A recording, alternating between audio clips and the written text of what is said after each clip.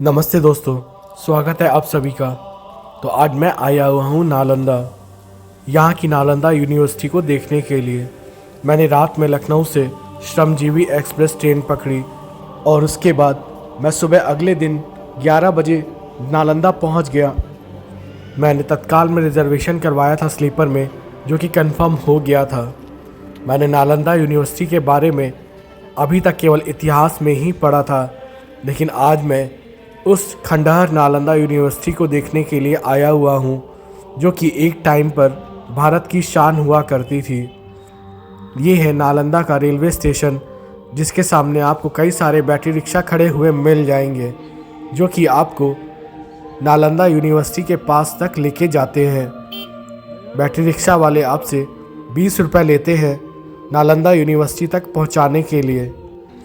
अब इस नालंदा यूनिवर्सिटी का नाम रूइंस ऑफ नालंदा यूनिवर्सिटी हो चुका है, क्योंकि आज अंदर सिर्फ खंडहर ही शेष बचे हुए हैं। रेलवे स्टेशन से रूइंस ऑफ नालंदा यूनिवर्सिटी की दूरी करीब 1.5 से 2 किलोमीटर की है, जो कि बैटरी रिक्शा 10 से 15 मिनट में कवर कर लेती है। अब मैं नालंदा के गेट के पास पहुंच गया था।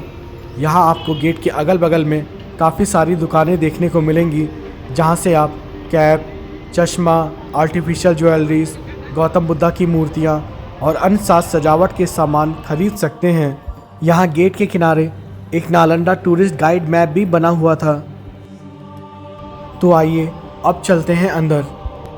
मैं जब अंदर गया तब पता चला वुमेंस डे होने के कारण नालंदा यूनिवर्सिटी में अंदर देखने जाने का जो टिकट चार्ज पड़ता था वो आज नहीं पड़ेगा। आज सभी लोगों की एंट्री फ्री थी। नालंदा विश्वविद्यालय के बारे में बात करें तो नालंदा विश्वविद्यालय प्राचीन भारत में शिक्षा का एक बहुत ही ज़्यादा प्रसिद्ध केंद्र था। ये नालंदा महाविहार के नाम से भी जाना जाता था, जो बिहार के नालंदा जिले में स्थित है। ये विश्वविद्यालय प्राचीन काल में दुनिया के सबसे बड़े विश्वविद्यालयों में से भी एक था और इसने 700 वर्षों तक ज्ञान और शिक्षा का प्रचार और प्रसार किया। नालंदा भारत की शैक्षणिक विरासत और जीवन सांस्कृतिक आदान प्रदान का प्रतीक है। भारत में ही दुनिया का पहला आवासीय विश्वविद्यालय खुला था, जिसे हम नालंदा विश्वविद्यालय के नाम से जानते हैं। इस विश्वविद्यालय की स्थापना 450 ईस्वी में हुई थी। नालंदा विश्वविद्यालय प्राचीन भारत में उच्च शिक्षा का सर्वाधिक महत्वपूर्ण और विख्यात केंद्र था।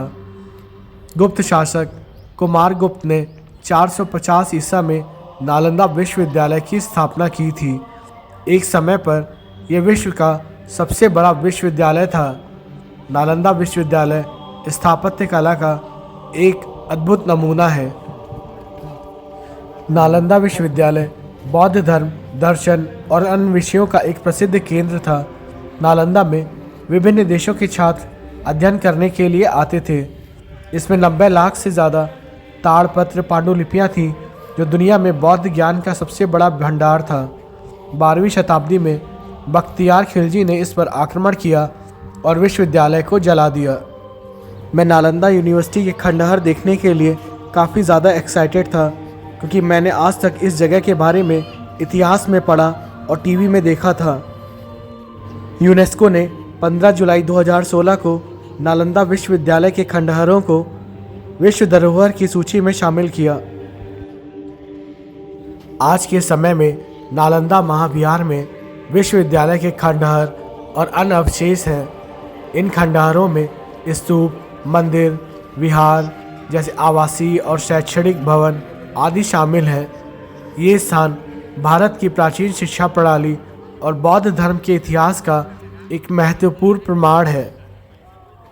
यहाँ पर रास्ते में दोनों तरफ 2 बड़े स्टोन लगाए गए हैं, जिस पर कार्विंग कर नालंदा विश्वविद्यालय के इतिहास के बारे में लिखा गया है। आप सामने नालंदा यूनिवर्सिटी के खंडहर को देखने के लिए इस रास्ते से जाते हैं। आप इस प्रवेश द्वार को जो देख रहे हैं, ये ब्रिटिशर्स द्वारा बनवाया गया था, क्योंकि ओरिजिनल दरवाज़ा आज भी कहीं अंडरग्राउंड बना हुआ है, जो कि अभी तक ASI खोज नहीं पाया है।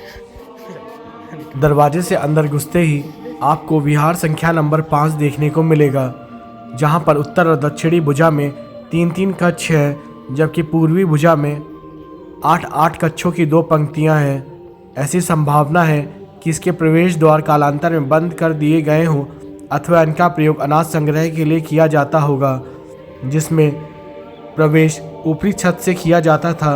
ये डिटेल एएसआई ने यहाँ के स्टोन में लिखी हुई थी। अब ये है दूसरा प्रवेश द्वार, जिससे होते हुए हम अंदर की ओर जाते हैं।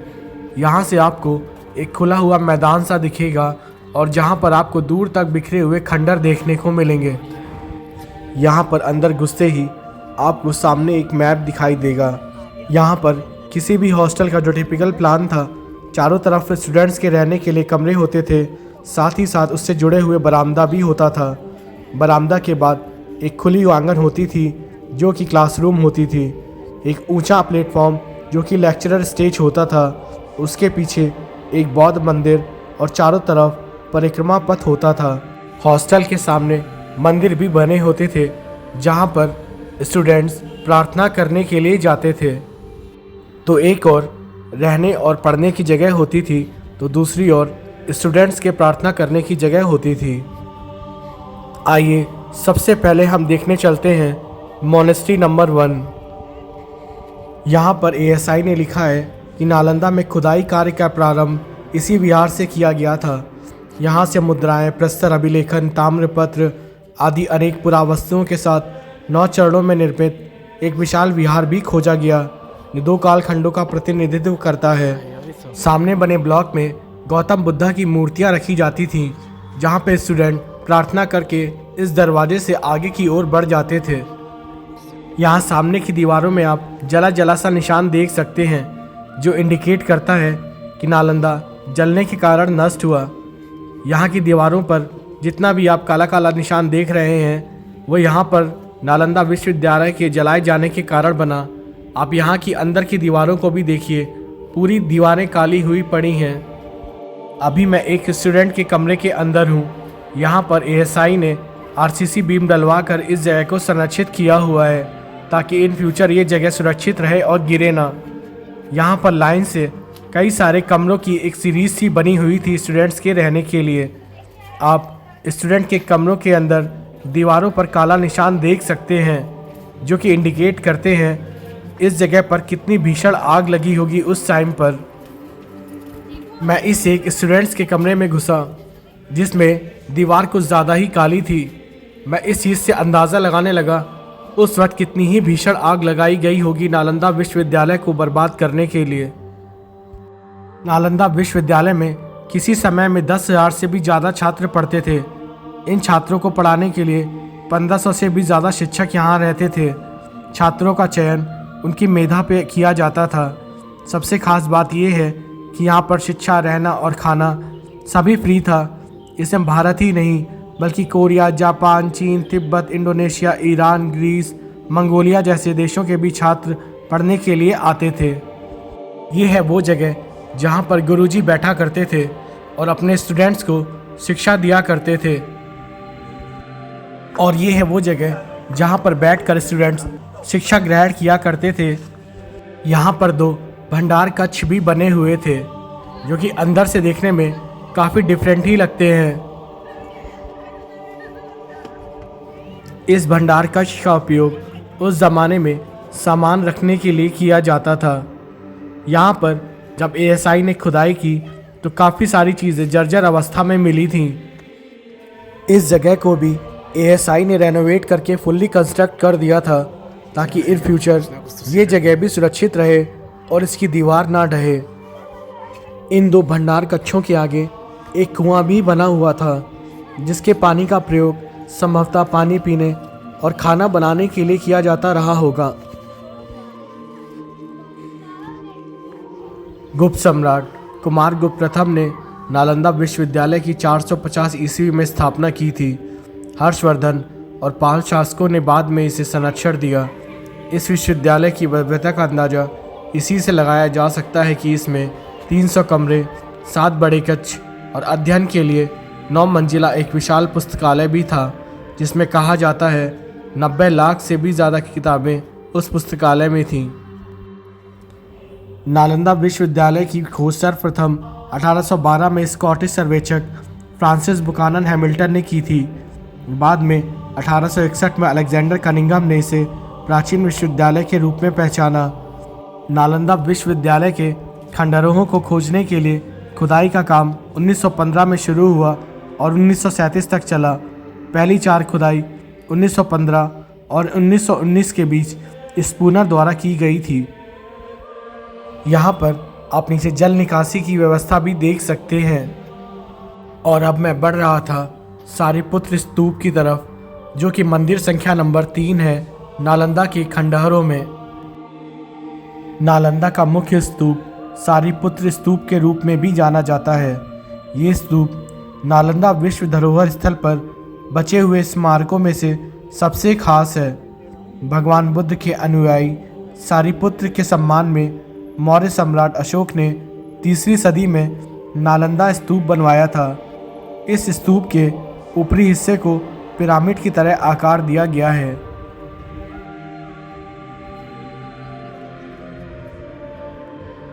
आइए अब इस स्तूप को चारों तरफ से देखते हैं। नालंदा विश्वविद्यालय की स्थापना का उद्देश्य ध्यान और अध्यात्म के लिए एक स्थान बनाने से था। ऐसा भी कहा जाता है कि यहाँ पर गौतम बुद्ध ने कई बार यात्रा की। नालंदा विश्वविद्यालय में छात्रों को literature, astrology, psychology, law, astronomy, science, warfare, इतिहास, maths, architecture, language science, economics, medicine समेत कई विषयों को पढ़ाया जाता था। चीनी यात्री हेनसांग और इत्सिंग 7वीं शताब्दी में भारत आए थे। इन दोनों ने चीन लौटने के बाद नालंदा के बारे में विस्तार से लिखा और इसे विश्व का सबसे बड़ा विश्वविद्यालय बताया।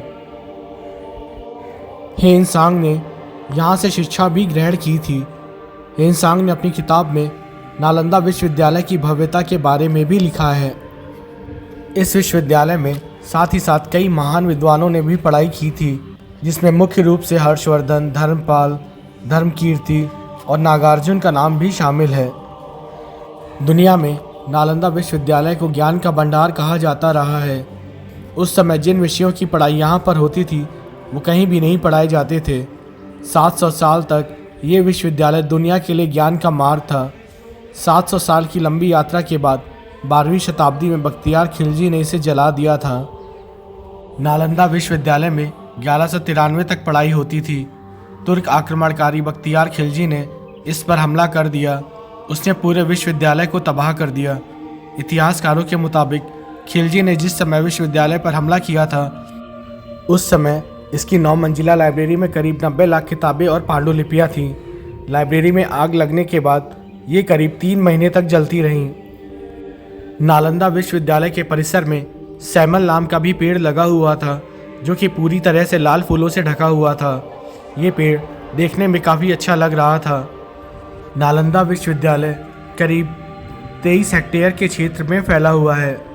ये पुरातात्विक स्थल 3वीं शताब्दी ईसा पूर्व से लेकर 13वीं शताब्दी ईस्वी तक के अवशेषों को प्रदर्शित करता है। अब आपको मैं लेके चल रहा हूँ नालंदा यूनिवर्सिटी के एक बहुत ही बड़े मंदिर में, जो कि थोड़ी ऊंचाई पर बना हुआ है। सबसे पहले ये जगह एक पहाड़ के रूप में खोजी गई थी, जिसमें से खुदाई की गई और उसके बाद इस जगह पर एक मंदिर निकला। यहाँ पर बौद्ध धर्म को मानने वाले प्रार्थना करने के लिए आते हैं। मंदिर की दीवारें काफ़ी मोटी थी और यहाँ के प्रवेश द्वार को बंद करके रखा गया था।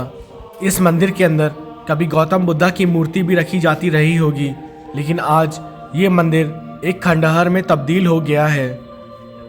इस जगह को भी ASI ने RCC बीम डालकर संरक्षित किया हुआ है, क्योंकि जब ये मंदिर मिला था तब ये एक जर्जर हालत में था। इस मंदिर के ठीक सामने आप स्टूडेंट्स के रहने के लिए बने हुए हॉस्टल्स देख सकते हैं। तो अभी मैं चल रहा हूँ विहार संख्या 10 में, जहाँ पर अंदर घुसते ही मुझे चारों तरफ स्टूडेंट्स के कमरे दिखाई दिए और बीच में एक आंगन था, जहाँ पर एक ऊंचा प्लेटफॉर्म भी बना हुआ था, जो कि लेक्चरर स्टेज होता था उस टाइम पर। यहाँ पर आप चारों तरफ स्टूडेंट्स के कमरे सीरीज से बने हुए देख सकते हैं। इस विहार को देखने के बाद मैं आगे बढ़ चला दूसरे विहार को देखने के लिए। यहाँ से आप ऊंचाई पर बने हुए मंदिर को भी देख सकते हैं।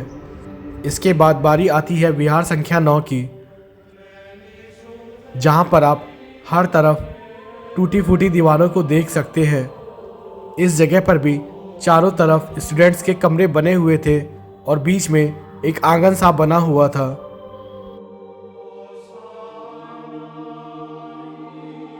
यहाँ पर भिक्षुओं के रहने के लिए 34 कमरे बने हुए थे। यहाँ पर एक कुआं, 6 भट्टियाँ तथा जल निकासी के लिए नालियाँ भी बनी हुई थीं। आप देख सकते हैं यहाँ पर मैं आपको इस वक्त लेके चल रहा हूँ यहाँ पर पढ़ने वाले एक भिक्षु के कमरे में। यहाँ पर एक कमरे से कनेक्टेड दूसरा कमरा और था, जहाँ पर छोटा सा एक प्रवेश द्वार और था। यहाँ पर बने हुए भिक्षुओं के कमरों में घुसते ही आपको अलग ही एहसास होगा कि यहाँ पर ये लोग किस तरीके से रहते थे। और उस ज़माने में नालंदा विश्वविद्यालय अपने ज़माने के सबसे एडवांस जगहों में से भी एक थी, जहाँ पर उच्च शिक्षा दी जाती थी। अब मैं यहाँ पर बने हुए एक दूसरे कमरे में आ गया। ये कमरा थोड़ा बड़ा था। आप देख सकते हैं यहाँ की दीवारें कितनी ही ज़्यादा मोटी हैं। इस विहार को देखने के बाद मैं आगे बढ़ चला। यहाँ पर विहार नंबर 7 बंद पड़ा हुआ था। अभी जो आप सामने नालंदा यूनिवर्सिटी के अवशेष देख रहे हैं, ये तो कुछ भी नहीं है। अभी ऐसा कहा जाता है कि ये सिर्फ यूनिवर्सिटी का 10% हिस्सा ही है जो कि खोजा गया है। ये है मंदिर संख्या नंबर 12। यहाँ पर आप दीवार पर नक्काशी भी बनी हुई देख सकते हैं। ये मंदिर भी जब एएसआई को खुदाई के दौरान मिला था, तब ये भी जर्जर अवस्था में था। एएसआई ने यहाँ पर भी रेनोवेट करके इस मंदिर को संरक्षित किया हुआ है, ताकि इन फ्यूचर ये दीवारें सुरक्षित रहें। इस जगह को देखकर एहसास होता है कि नालंदा विश्वविद्यालय अपने ज़माने में कितनी ही एडवांस रही होगी, जिसके बारे में आज हम सिर्फ अंदाज़ा ही लगा सकते हैं। इस परिसर में एक बहुत ही खूबसूरत वाइट कलर के फूलों वाला पेड़ भी लगा हुआ था। अब मैं विहार संख्या नंबर 6 की ओर जा रहा था। यहाँ पर 32 कमरे बने हुए थे और यहाँ पर एक कुआं भी बना हुआ था। साथ ही साथ यहाँ पर दोहरी चूल्हों का 2 जोड़ा भी बना हुआ था, जो सामूहिक भोजन बनाने के उद्देश्य से बनाया गया होगा। आप यहाँ पर चारों तरफ बने हुए कमरों को भी देख सकते हैं, जो कि लाइन से बने हुए हैं। और साथ ही साथ आप यहाँ कॉर्नर में बने हुए कुएं को भी देख सकते हैं। इस जगह को देखकर मैं सोच में पड़ गया और हैरत से भर गया कि नालंदा विश्वविद्यालय अपने ज़माने में कितना ही कमाल का विश्वविद्यालय रहा होगा, जहाँ पर 10,000 से ज़्यादा विद्यार्थी और 1500 से ज़्यादा अध्यापक रहा करते थे। और ये है विहार संख्या नंबर 4, जहाँ पर एएसआई ने लिखा है कि ये जगह कभी 2 मंजिला रही होगी, जहाँ पर 20 कमरे थे। यहाँ पर कॉर्नर में आप जो जगह देख रहे हैं, यहाँ पर कभी गौतम बुद्धा की मूर्ति रखी जाती रही होगी। नालंदा विश्वविद्यालय दुनिया भर से छात्रों और विद्वानों को आकर्षित करता था, जिससे ज्ञान और शिक्षा का आदान प्रदान होता था। ये हमें शिक्षा के महत्व और ज्ञान की खोज के लिए प्रेरित करता है। नालंदा विश्वविद्यालय में विभिन्न संस्कृतियों और धर्मों के लोग रहते थे, जो विभिन्न देशों और क्षेत्रों के बीच सहयोग और समझ को बढ़ावा देते थे।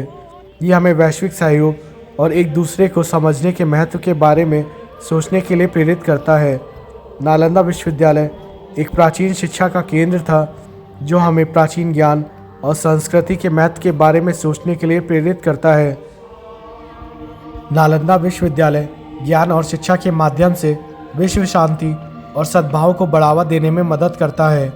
यह हमें एक दूसरे को समझने और शांतिपूर्ण सह अस्तित्व के महत्व के बारे में सोचने के लिए भी प्रेरित करता है।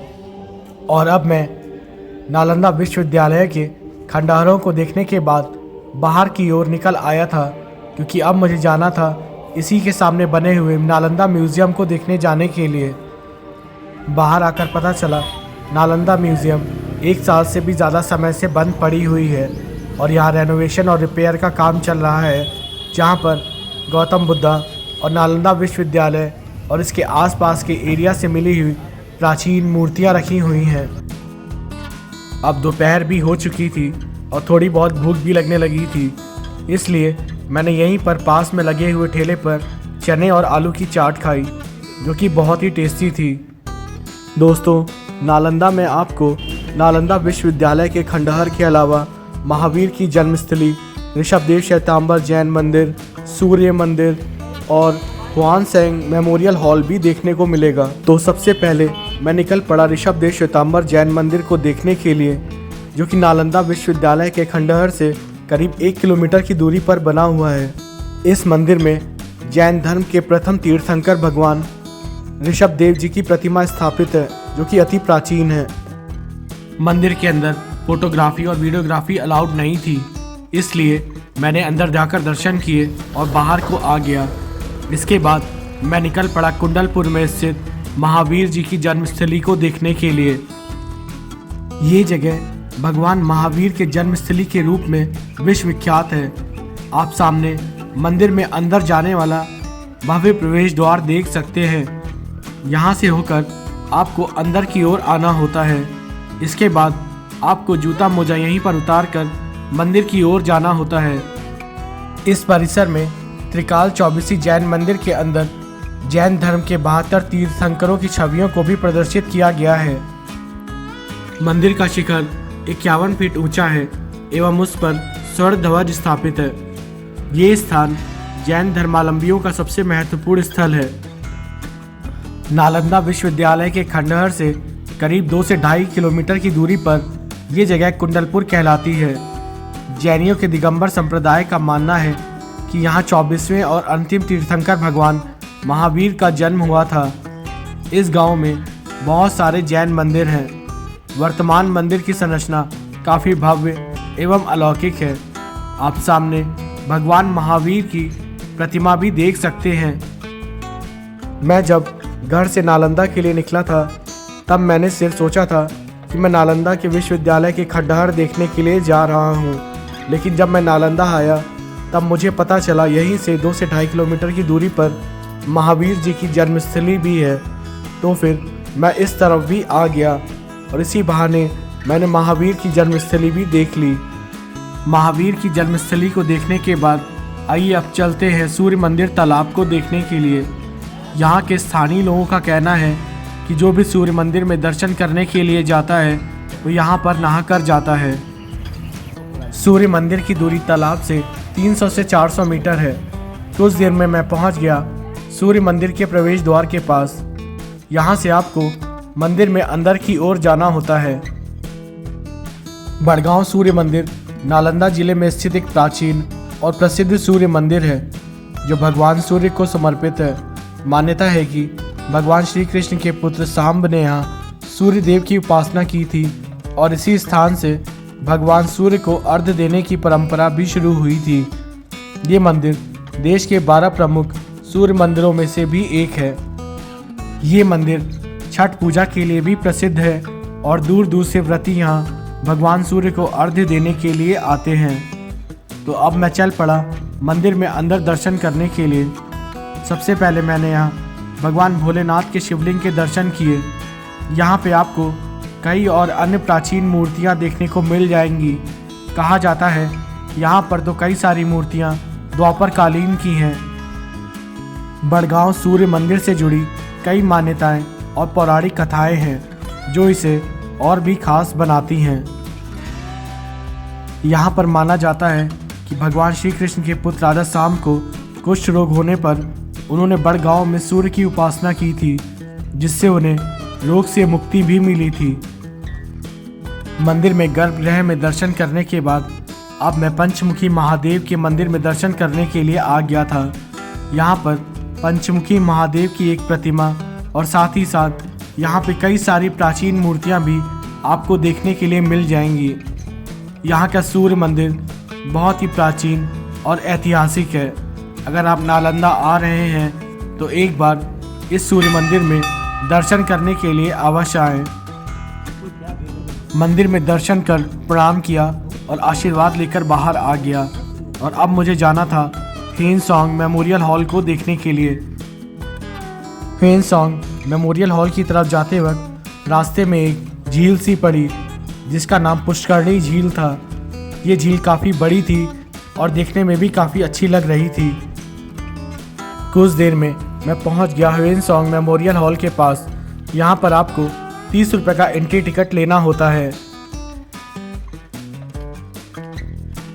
जब आप थोड़ा आगे बढ़ेंगे तो यहाँ की दीवारों पर जुआनज़ैंग मेमोरियल हॉल लिखा हुआ दिखेगा। ह्वेनसांग और जुआनज़ैंग एक ही व्यक्ति के दो अलग अलग नाम हैं। ह्वेनसांग एक चीनी बौद्ध भिक्षु और यात्री थे जिसे जुआनज़ैंग के नाम से भी जाना जाता है।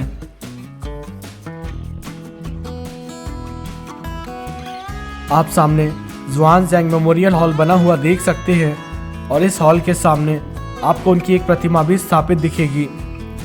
जुआनज़ैंग मेमोरियल हॉल या फिर ह्वेनसांग मेमोरियल हॉल प्राचीन नालंदा विश्वविद्यालय के खंडहरों से करीब 1.5 किलोमीटर की दूरी पर स्थित है, जो चीनी यात्री और विद्वान ह्वेनसांग की स्मृति में बनाया गया है। ये हॉल नालंदा विश्वविद्यालय में छात्र और बाद में शिक्षक रहे ह्वेनसांग के योगदान को याद करता है। इस हॉल का निर्माण 1960 में शुरू हुआ और 1984 में पूरा हुआ। इस हॉल को बनाने का उद्देश्य भारत और चीन के बीच सांस्कृतिक संबंधों को बढ़ावा देना था। अंदर घुसते ही आपको एक बड़ा और ऊंचा हॉल दिखाई देगा, जिसमें सामने ह्वेनसांग की एक प्रतिमा ध्यान करते हुए रखी गई है। ह्वेनसांग एक चीनी बौद्ध भिक्षु, विद्वान, यात्री और अनुवादक थे, जिन्होंने 7वीं शताब्दी में बौद्ध धर्म ग्रंथों को प्राप्त करने के लिए चीन से भारत की यात्रा की।